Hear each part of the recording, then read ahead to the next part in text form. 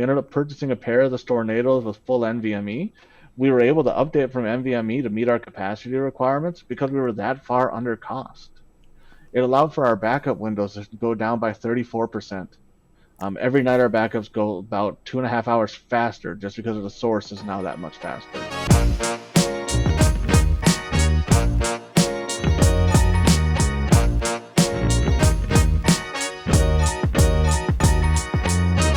Welcome to our latest episode of What's Spinning. My name's Doug Milburn. I am co-founder and president of 45 Drives. And with me today, we are lucky enough to have Bob Henderson, who is the director of IT for Cass County, North Dakota. Welcome, Bob. Oh, thanks for having me. I'm excited to be here. Right on.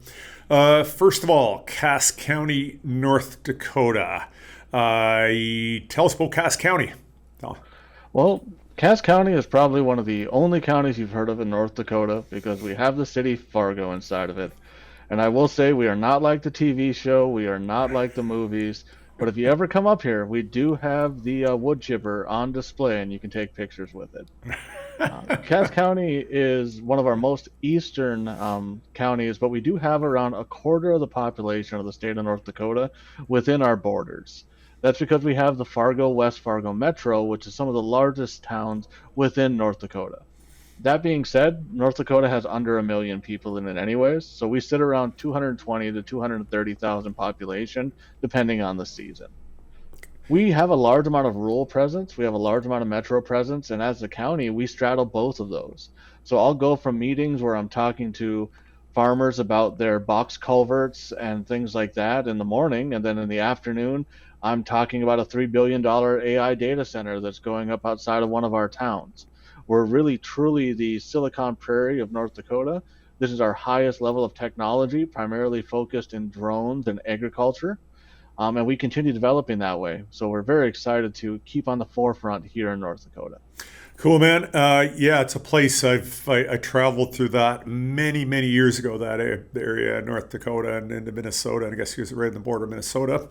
And yeah, just absolutely beautiful country. And, we're fans. It has a different life experience. We're in Nova Scotia and coastal North Carolina in the company. And you got that lifestyle thing, that smaller city lifestyle and rural areas surrounding it. And there's a lot to be said for it in my books, for sure. Yeah, it's a great place. So, IT, can you tell us about your IT operations and, how big's your organization? What do you cover? What departments are there? Who do you serve in IT directly? So we are a centralized IT department for the entire county. So we serve as the only IT resource for all departments. That's everything from our highway and Department of Transportation to our law enforcement and state's attorney, our financial systems, both internal and property tax related or tax assessments. On a given day, depending on season, we have between 650 and 700 employees. It tends to go up in the summer as we have more agricultural stuff going on. But my team of 14, including myself, supports every bit of that on there.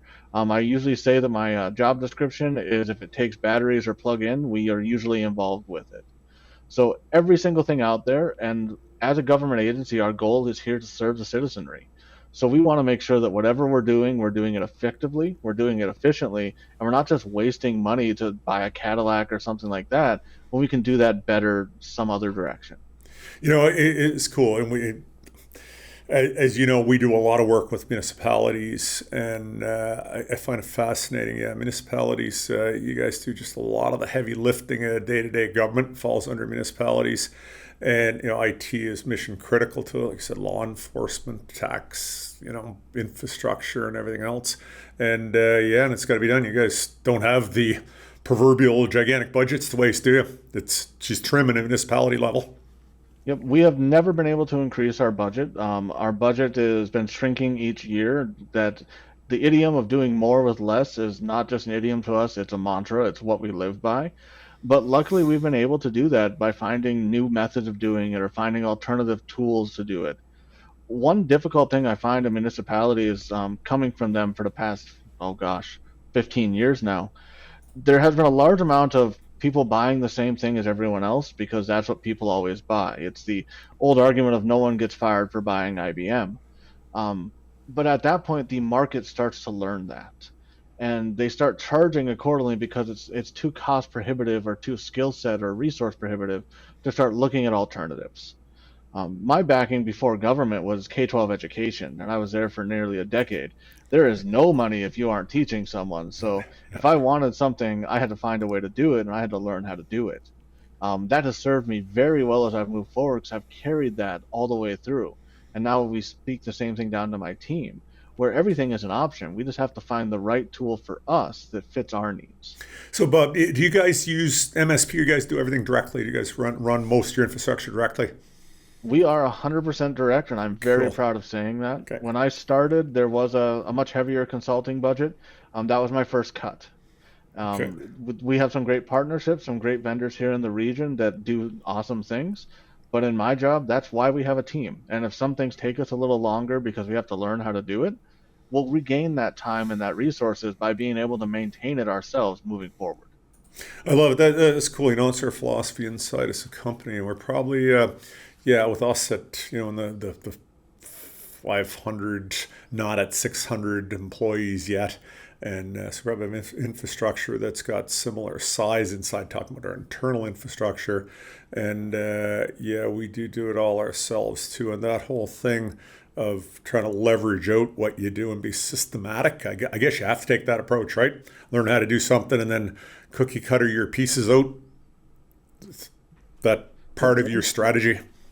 Yeah, once we determine what we're doing, we start having some standard service offerings, and we try to identify those offerings not only based on what we can support and what our resources are, that is always a drive, but really it's to listening to the departments and the citizens of what they want. And there's things that we wouldn't even consider even knowing that this was a need until someone asked for it. We don't have in our very large development staff here. It's primarily myself and one other. But when it comes to things like somebody wants a way to view their tax statements as PDFs online, well, we can probably learn how to do that. And we learned how to do it. And we wrote an app and threw it up there, and it's been running for years now, saving us last quarter around 15 grand a year in support because someone else to pay for that would have wanted that ongoing maintenance. We don't do it all. We probably make some stumbles, but at the same time, we're serving our citizens. We're able to meet our goals and exceed many of them across the board. And that's really what we're here for, is to make sure, as I tell my team, the IT department's job is to make sure that everyone else can do theirs at the best ability that they can. And that's what we're doing here.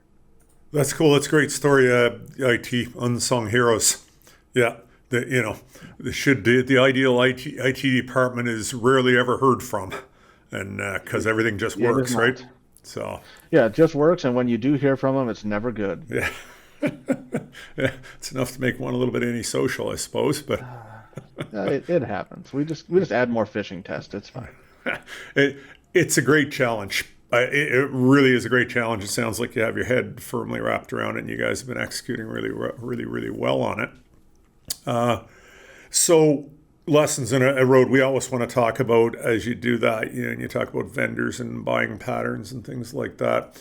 So, we always talk about the whole legacy vendors who sell infrastructure to people, and, the very proprietary models they have, which I believe personally served us very well in the dawn of the computing paradigm with client server computing. 1980s, 1990s, close up the systems, right?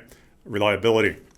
You don't have to do It had that. to work, and they didn't have enough resources in the market at that point from the consumer side to know enough to actually know what they needed to purchase. So give me the black box and make sure it works. That's fine. But I think once we started to want to dig into that box and learn how it works and how it could work better, that's where the proprietary offerings sort of start to fall off.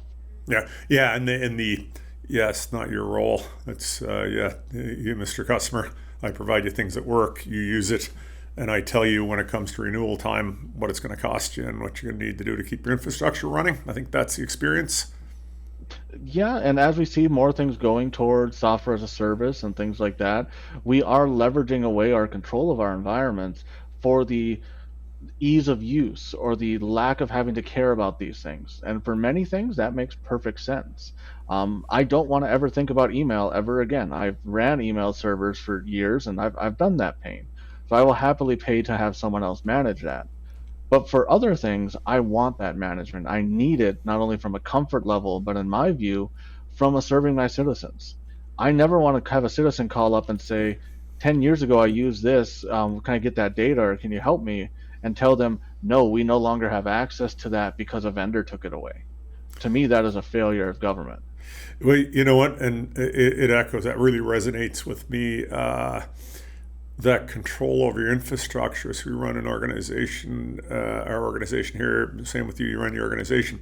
When our people have, we put computing infrastructure or IT infrastructure in front of them. And I mean, right off the bat, the user experience. I'll pick on Microsoft, and I got respect for Microsoft. They've done a lot of stuff well over the years, and big part of the computing paradigm as it is. But man, oh man, I see, I keep seeing the Simpsons when I interact with them, Mr. Burns and Smithers, and just attitudes towards their customers. And what really, one thing, this all goes for software as a service too, and Microsoft is trying to basically become that. And that grip they put on the workstations, trying to automatically update them, and next thing you know, you come in and an update's been forced through, and it's got a bunch of stuff that you don't want updated, and next thing you know, they've changed where something is in a menu, and now people are going, well, how do you do this now? And I'm going, you're changing stuff. I had perfectly good infrastructure. My people are using it as tools to do their work, serve the taxpayer in your case, serve our customers in this case. And a company makes a decision somewhere for their reasons and changes stuff on us, really against their will. And next thing you know, we're paying a price for it. And in terms of slowing us down, and software as a service is exactly the same way. That lack of control, lack of ability to get a consistent environment when you're in scale up. Like that's where you guys are as an organization. If you got one or two people and you're, the overhead for maintaining your own infrastructure in your organization, it massively, dominates the cost of adapting to somebody else's vision of what the technology should be. Good. Go to the cloud, right? Or go to proprietary and get dictated. We're an organization, and so are most of our customers that love that control over there. Why? Because they're trying to achieve goals with what they do, and they've invested at that level where they've invested in control their infrastructure and the talent they need. And that's you touched that nerve in me. God, I can tell you about the number of times that I was in actually doing a podcast where we were talking. It was a podcast or video we were going to film about proprietary. And I had a video conference with somebody. I just had this one online conference, and then at Microsoft or I don't know, it was one of them, somewhere, or Zoom or somebody decided they had to my machine ended up having to reboot right as I tried to sign on. I'm going, are you guys just trying to torture me? Like what are you doing? I just want to use my tools I paid for. Well, not only that, they're starting to.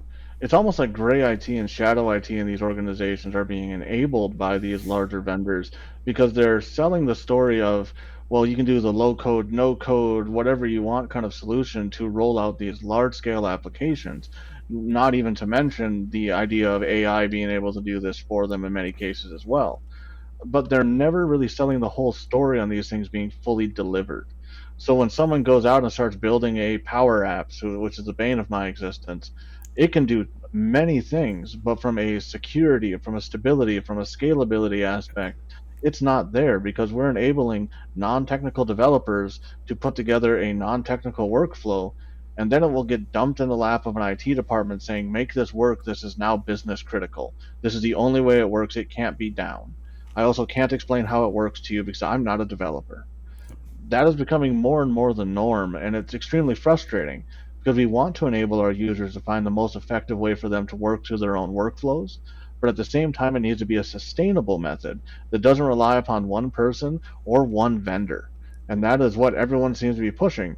If I hear the word single pane of glass again from a vendor, I may scream loudly because I don't want a single pane of glass unless it works in the way that it's supposed to and it provides me value. If what I end up having is 5 different single panes of glass that don't talk to each other, and I have to write my own custom middleware to hit their APIs, if that's not an additional fee to even use them, to make these things talk to each other. When in reality, we have standards, we have data ideas, we have data sharing agreements.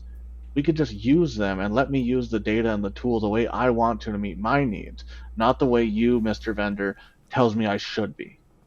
You know what? Everything resonates there. Yeah, it resonates. And underlying that all is that values. It's got to work. It's got to work sustainably. You can't have a tax department or a police department, or I don't know, a prosecutor needing to go into court and, hey, this system doesn't work. Sorry, why not? Well, we decided to upgrade it. It just can't do it. It just doesn't work. And that dependence on a single vendor not have a way out of it that doesn't involve shutting down your infrastructure and something different. Yeah, totally resonates with me.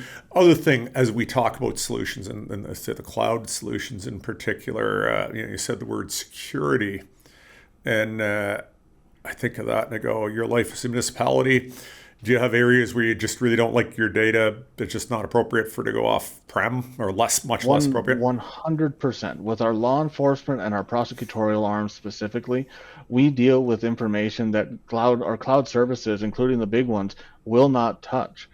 One of the worst parts of our day is we have to deal with child sexual abuse materials through prosecutorial nature. Those are effective evidences and they need to be handled accordingly. But those are not things we're going to be uploading to the internet. That is never going to happen. There's way too much concern for that from anyone's comfort level. So we need to have secure methodologies to do that and store them in a secure method that we control. And at any time, we can confirm what data came in, what data came out, full audit trails of who touched what, when, where, and why. And with no questions, no ambiguity. These are solutions that have to be airtight. We do this with our law enforcement constantly, where we have networks that are designed solely for their uses that are fully air gapped. We call them our red networks or things like that. No data comes in, no data comes out, but it allows them to work with these things centrally. If I was a cloud environment or pushing things through VDI or something like that, I would not be able to utilize those resources because there's too much in the middle. And you'll hear all the time that it could be encrypted, it can do this, it can do that. Yes, but it's only as good until the next decryption malware comes out and they are able to decrypt it. So instead of playing whack-a-mole and chasing that forever, being able to state 100% we know how this works is critical. And that doesn't even get into things like elections and stuff like that, which allows us to, again, make sure we know where the data is, who has access to it, and how it can even get out possibly. And we do that all the way to the pure physical level of knowing how they would have to physically get in and pull hard drives and things if they wanted to go that route. So beautiful. Yep, love that. And of course that's the world we work in. We do that from municipal up to state, federal in multiple countries, and all kinds of military air gap systems. And the only way to do that is, once you go in that network, there's risks that many organizations find to be completely unacceptable. So storage infrastructure, let's kind of zero in, what's spinning. It's all about storage. Tell us about data and storage and quantities of data and the access needs and whatever. What all can you tell us about that in Cass County? So one thing, my headset just yelled at me for my battery. So if it does freak out, I'll just flip mics. Perfect. Our storage needs are not huge, luckily enough. I mean, we do work with government, but most of our data is your typical office kind of things like that. We sit around 120, 150 terabytes of working usable data on most days. The key thing for us, though, is we want to make sure that it's fast enough to be accessed in a reasonable manner. It's cost effective enough that we're not spending for features and stuff we don't need, but also resilient. We are a 24/7 environment. With law enforcement and our jail, which is one of the largest in the county, or in the state, I'm sorry, we need to be up 24/7, 365. We can schedule maintenance, and the jail is very good at working with us. And if we tell them we have to be down for this time for maintenance, they'll huff and haw a little bit, but they'll do it. But the less that we have to impact that, the more their operations can be efficient. So what we've been looking at is resilience synchronous data replication between multiple sites within the county, because that's the one benefit of municipalities. We help build the streets, and when we need fiber between sites, we don't need an easement from ourselves. We have that ready to go. So I've got fiber all over this area, allowing me to have dedicated connectivity between numerous sites.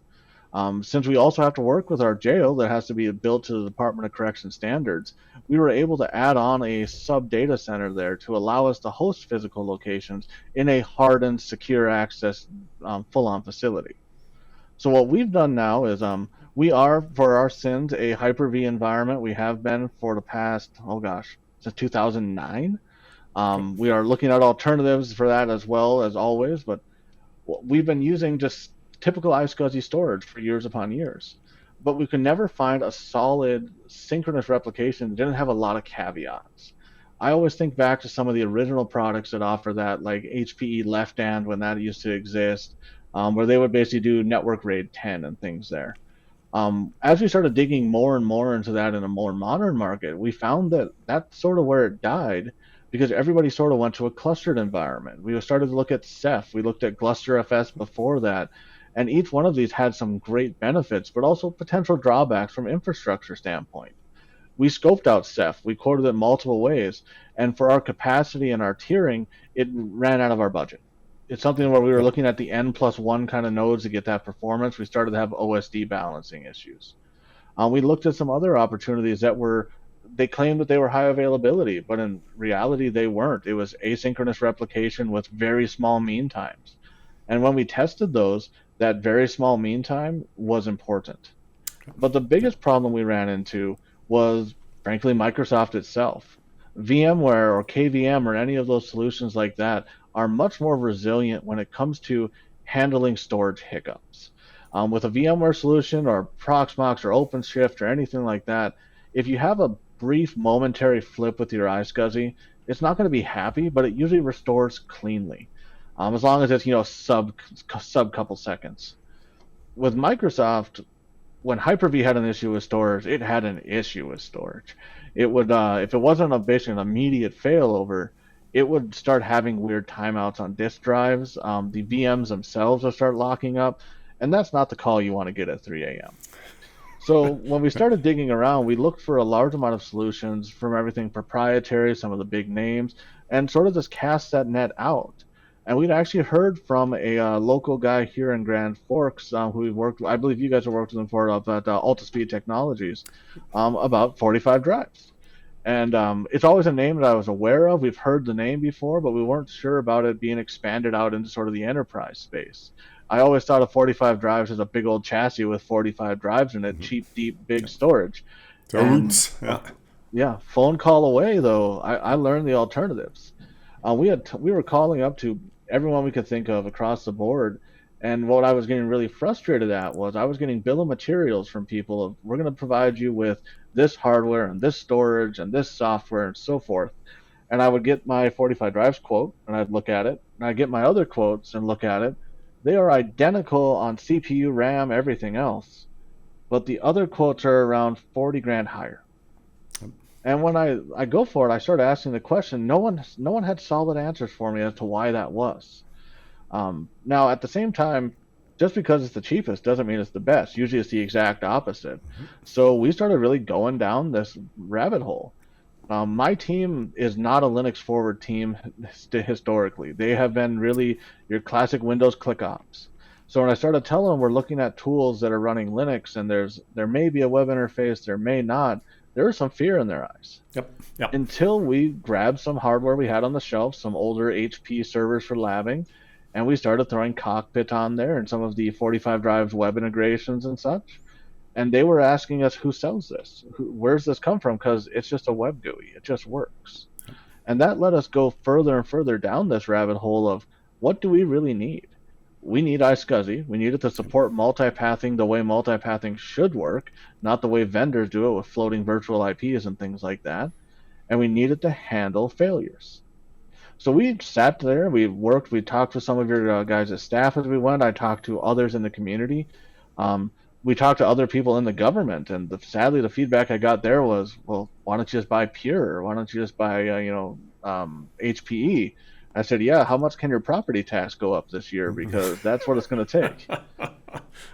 We sat down. We had a very small rudimentary. We're talking like under 12 drives of just spinning SAS we had on the shelf. We installed this. We configured it in our lab environment, and we did our final test. We moved over to SQL servers that were in a failover cluster. We had them doing replication across because we figured if anything's going to break, it's going to be SQL. And we started pulling wires while these were running, and it worked. Was there some stutters, and was it something I'd want to do every day? No, but it met our requirement. And from a licensure standpoint, we were at $0. And if I can ever go down to my commission and state to them bluntly that I found a solution that does what we need, it does it better than the ones I've looked at everywhere else. It's done it fast, it's done it reliable, and if I need help, I have trusted advisors that I can pick up the phone and call. They're going to treat me like an adult versus walking me through a script of troubleshooting. And it's, 40 grand less than my competitors. I'll do that every day. And that's what we did. We ended up purchasing a pair of the Stornados with full NVMe. We were able to update from NVMe to meet our capacity requirements because we were that far under cost. So it's one of those, we don't always need that level of IOPS for most of our environment, but if we have it, it's great because when we do need it, it's fantastic. It allowed for our backup windows to go down by 34%.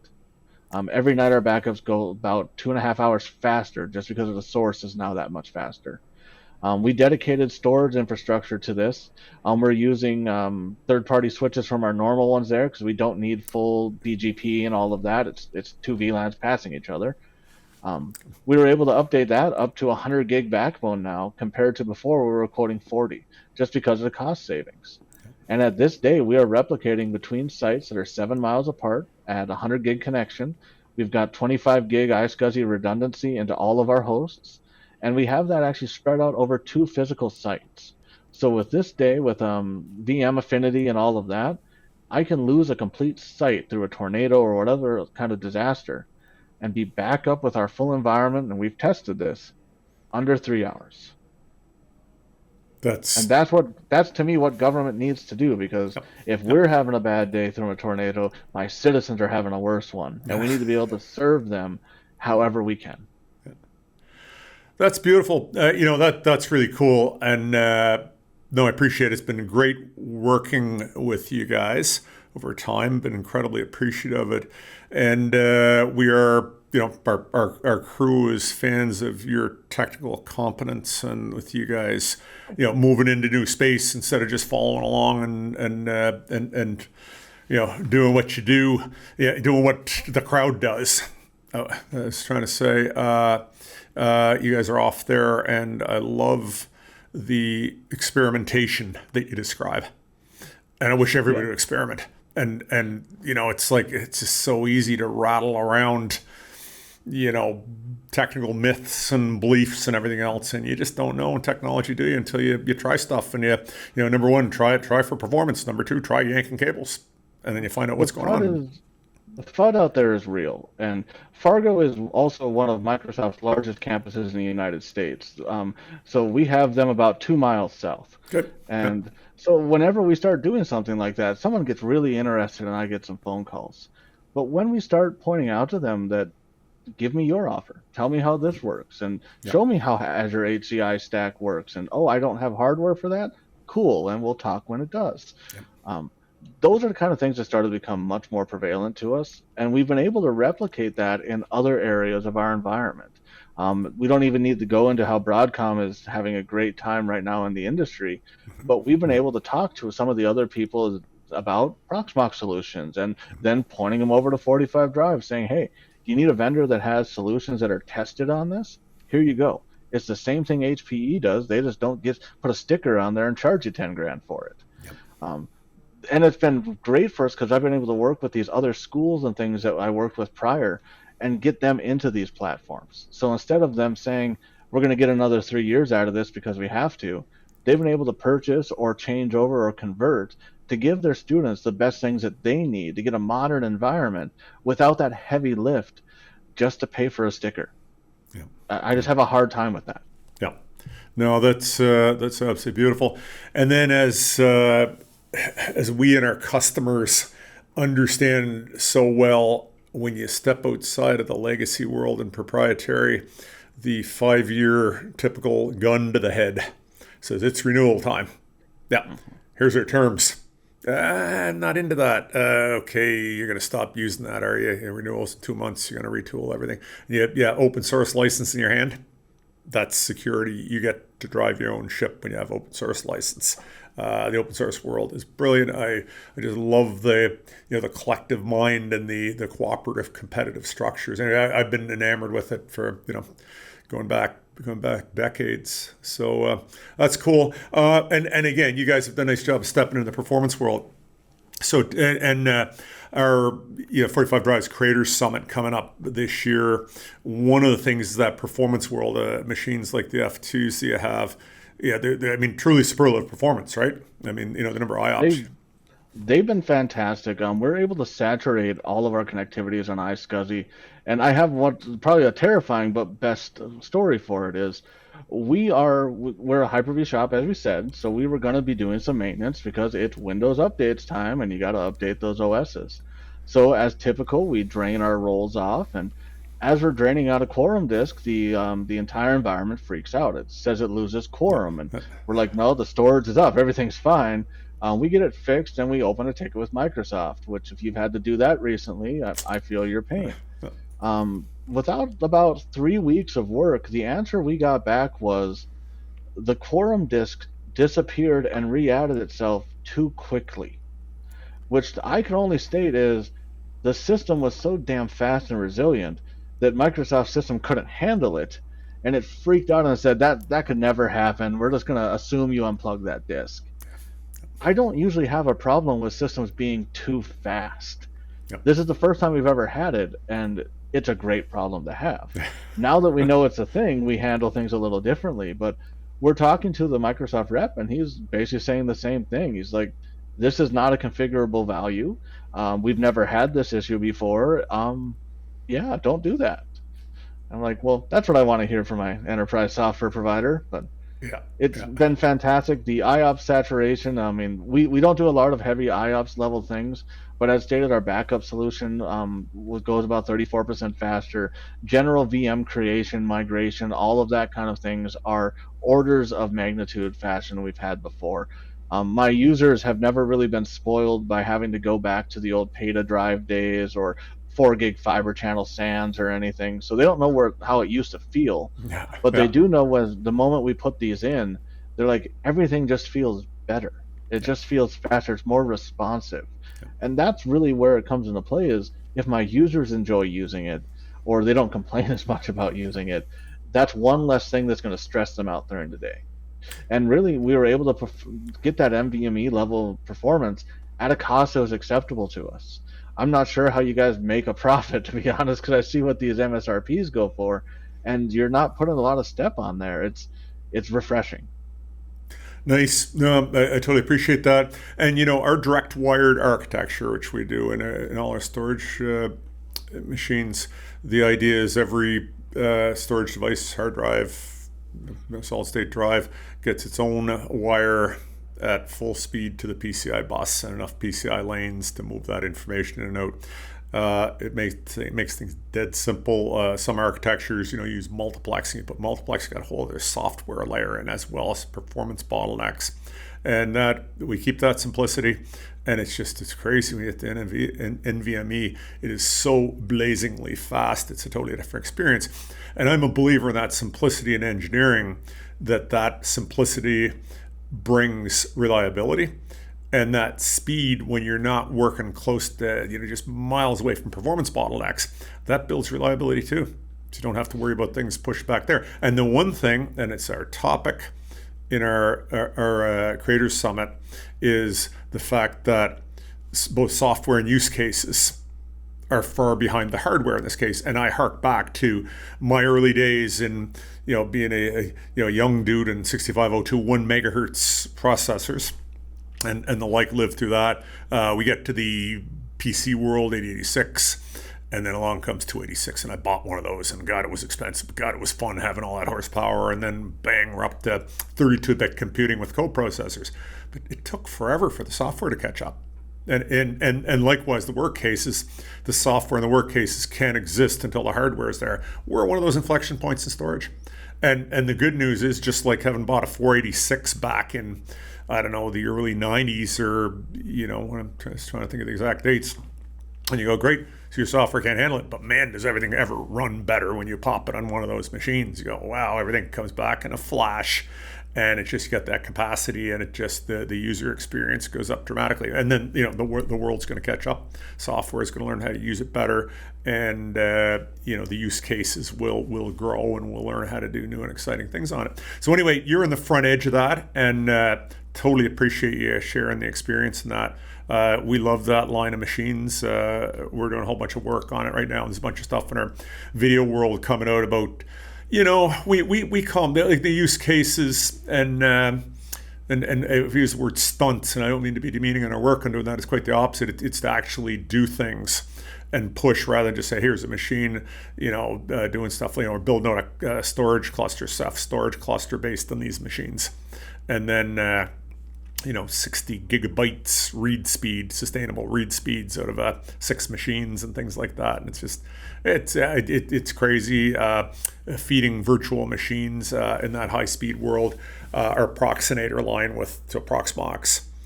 And either, you can co-locate Ceph on them, or you could just put, ZFS arrays inside. But when you combine storage and compute in the same machine, so by high core count, high powered board that's got 16 NVMe's direct wired PCI bus connected to that, my God, it's just ridiculously fast, and so much opportunity in that.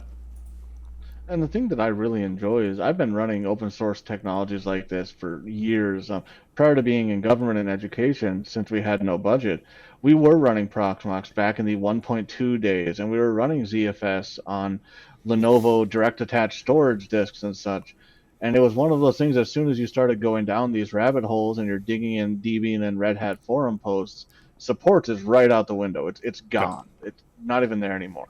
But knowing that these are an options, it's great, because I've been able to talk with some of our new employees or some of our local college students or local college clubs and say, if you want to learn on the same thing that everyone else is using, go do this. Go pick up ZFS. It's not that difficult. Learn Ceph. Look at solutions like Linbit or something if you need to have more of a GUI kind of solution to get your feet wet. But you can take those skills and move them directly over into industry, which has always been the difficulty. I've been a home labber for years, as my wife will attest to and yell about. But the nice thing is those skills let me learn about these things to be where I am today. I wasn't able to go buy a pure storage SAN and run that. And if they have any kind of community thing, it's so neutered that you can barely use it to learn how to use the product. Open source technology lets you learn it, lets you poke it, lets you break it, and then you can scale that up. The only caveat that I do run into sometimes is people learn that home lab level of things and thinks that it's ready for an enterprise deployment. And just because it works at home for your Plex server or whatever you're putting on there, that's not equivalent to an environment, but the skill sets can transfer. And if we could get more of our college students, more of our entry levels or our SMBs to focus on these kind of things, I think we could see some great growth in this area over the next 10, 15 years, because budgets are tight. And at the end of the day, go pick a random appliance. I don't care if it's a Synology or whatever like that, or pick your poison. I guarantee it's running a Linux kernel under the hood with a GUI on top of it, probably running in a Docker instance, but it's probably running ZFS or BTFS or something like that. You don't need those training wheels if you learn how to do it yourself. And that to me is the biggest thing, because when I hire people, I want the person that doesn't want the training wheels. It's just like I told my niece and nephew, go fall a couple times, you'll learn not to do that, and then you'll be better at riding a bike anyways. No, we love it. And that whole thing of open source, the great thing about it is nobody owns it. The rotten thing is nobody owns it. And there's that. And we do that, and the that's feature number one of it, and so many times do it yourself Linux in enterprise environment. It just, you got to know where all the pitfalls are, to get up to that 100% solution, high reliability. Well, that's why we have space in the marketplace in our solutions level stuff, right? We love creating great hardware, but delivering that full solution to organizations that says, good. You can buy this. You can buy open source, and with our GUIs on top to help you. But if you want to learn command line, and our Houston, cockpit adaptation, it totally designed so you can go back and forth between command line and GUI. The things you do rarely, use the GUI part of it, and you use command line, and it will stay in sync and work together as well, syncing in hardware. But you take all that stuff and good, and now it makes it ready for the enterprise and government environment where it's mission critical. And then, and plus, and yeah, we love teaching our clients the opposite of most legacy. We want to teach our clients. We have our courses on Linux. We'll train people in Ceph, train people in Proxmox. And the more they know, the better. And you got the choice. You buy from us.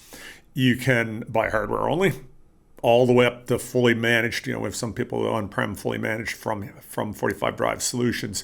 And most people are in this middle space where they go, yeah, I want to learn how my basic administration stuff. I'll do it through the GUI and whatever. And I want you on call when something goes wrong because it's mission critical. And in our role, we sort it out for people because there's so many options, so many ways you can build the solution to an open source. It's so flexible.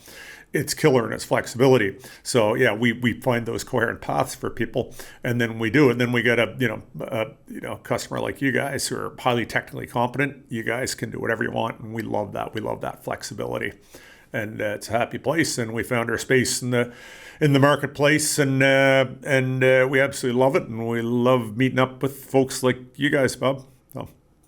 Well, that's great to hear because we're happy to see more and more of that coming out because that is something we're struggling with here. It's everyone wants to sell me them doing something. Everyone wants to sell me professional services, and you can't buy it without that, and you can't deploy that without a certification that says you can deploy it. We run into that in the OT IT space all the time, and at the end of the day, it's exceptionally frustrating to have to do something else to prove we already know how to do our jobs. Yeah. So.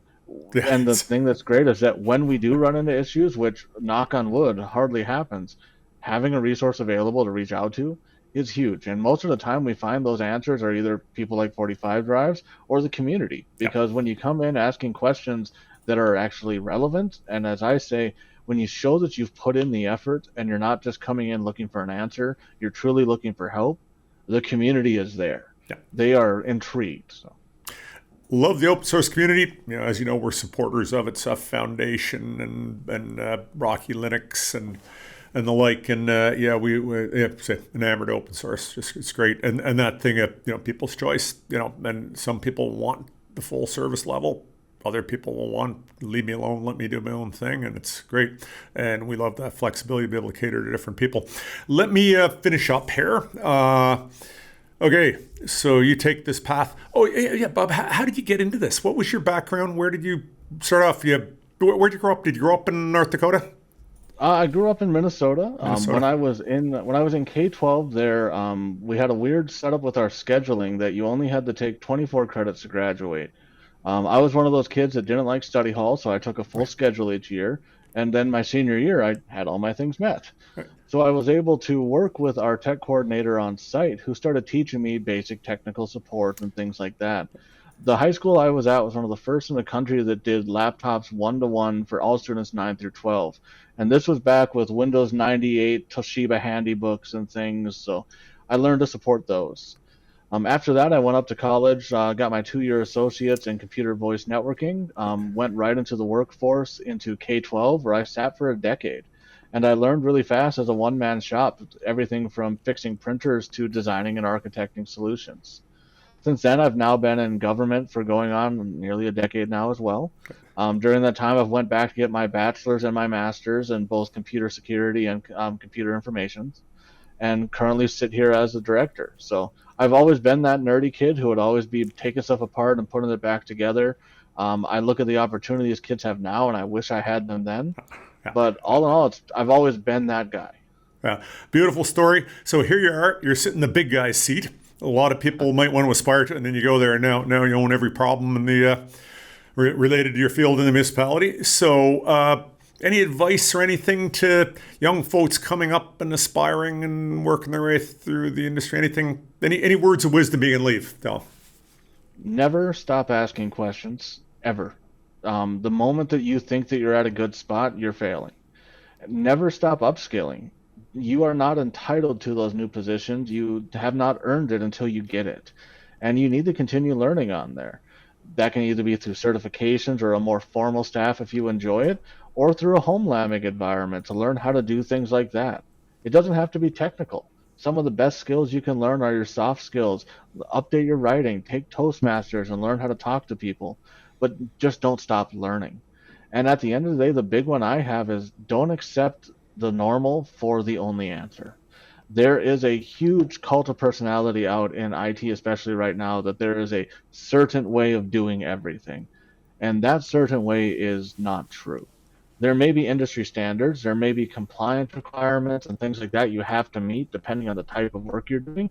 I'm not saying go ignore HIPAA if you work as a medical infrastructure, but you don't have to believe that the only way to do something is the one that you know of right now. Find another one, try it. You may be wrong, you may be right, you may find the new way we're doing it tomorrow. Keep trying, keep moving, don't stagnate. Beautiful. I love it. And at that, we'll say thanks to everybody listening. And Bob, thank you so much. I really appreciate chatting. Great chat and really refreshing your view. And, and seeing you guys as a real standout high technical competence municipality. What you've accomplished is inspiring. Thank you.